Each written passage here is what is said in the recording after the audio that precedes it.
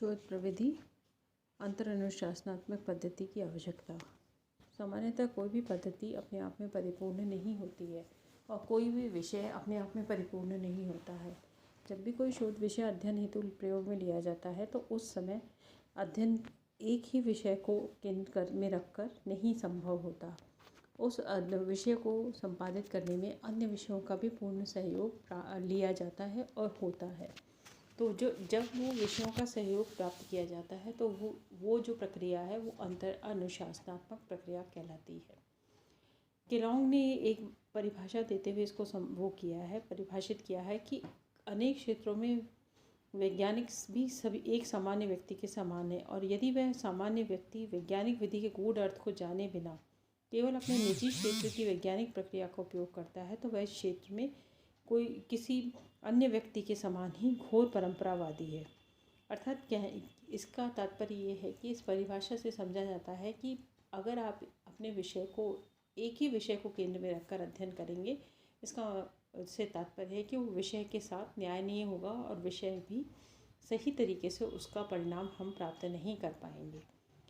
तो सब जो हमारी अंतर अनुशासनात्मक पद्धति है उसको प्रयोग में लेने के पीछे कारण ये है कि सामान्यतः हर विषय का केंद्र मनुष्य है और शोध विषय मनुष्य को दृष्टिगत रखकर ही अध्ययन किया जाता है।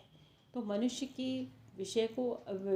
को दृष्टिगत रखकर अध्ययन करते समय हमें अनेक विषयों की सहायता लेनी पड़ती है, चाहे वो समाज विज्ञान के हों चाहे वो सामान्य विज्ञान के विषय हों। तो उनके साथ उन अनुसंधान कार्यों को संपादित किया जाता है, उनको देखा जाता है। तीसरी बात इसकी यह है कि सामाजिक विज्ञानों में बहुत सारी घटनाएं एक दूसरे से जुड़ी हुई होती हैं और जुड़ी हुई होने के कारण वो एक दूसरे पर अपना प्रभाव डालती हैं। तो एक साथ इन घटनाओं का अलग अलग विषयों में अध्ययन करना और उनकी जानकारी प्राप्त करना वो संभव नहीं होता है। उसकी जगह समाज विज्ञान कोशिश ये करता है कि सब विषयों की सहायता लेकर और उन कार्यों को हम संपन्न करने का प्रयास करें।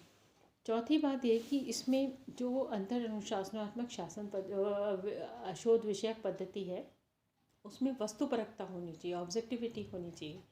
यानी आप अपने शोध विषय और लक्ष्य को दृष्टिगत रखकर और दूसरे विषय से सहायता प्राप्त करें।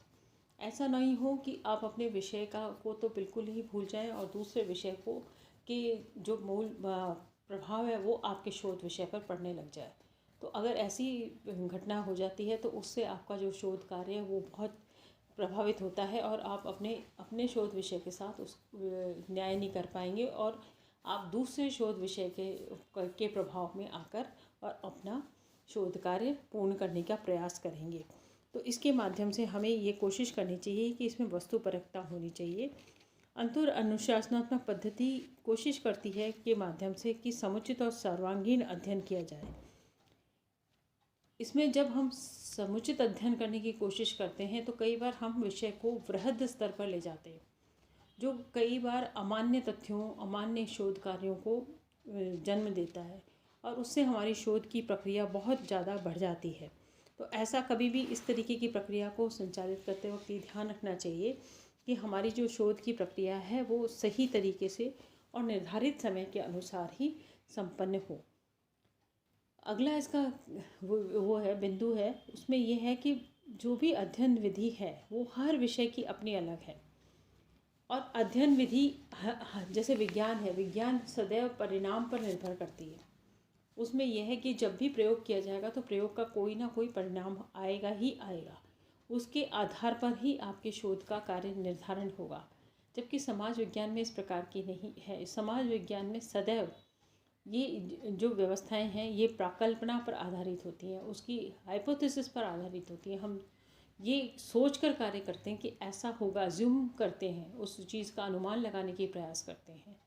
विज्ञान पूर्ण तथ्यों पर और पूर्ण परिणामों पर निर्भर करता है, जबकि समाज विज्ञान अपने अनुमानों पर आधारित होता है। तो समाज विज्ञान की जो अंतर अनुशासनात्मक पद्धति है वो इस प्रकार की से प्रभावित होती है कि वो पूर्ण रूपेण वैज्ञानिक पद्धति के अनुरूप अपने रिजल्टों को निर्धारित नहीं कर सकती, अपने परिणामों को प्राप्त नहीं कर सकती, क्योंकि समाज विज्ञान के विषय मूलतः मनुष्य से जुड़े होते हैं और मनुष्य से जुड़े हुए विषय मनुष्य के व्यवहार की जटिलताओं की तरह ही अपने परिणामों को भी जटिल स्वरूप में ही व्यक्त करने का प्रयास करते हैं। उनका कोई एक निश्चित परिणाम नहीं होता, उनको हम एक निश्चित परिभाषा में भी उसको व्यक्त नहीं कर सकते, बांध नहीं सकते। तो इस कारण ये सामाजिक अनुसंधान की जो व्यवस्था है, ये इसकी प्रक्रिया अलग तरीके से हमारे उसमें संचालित होती है।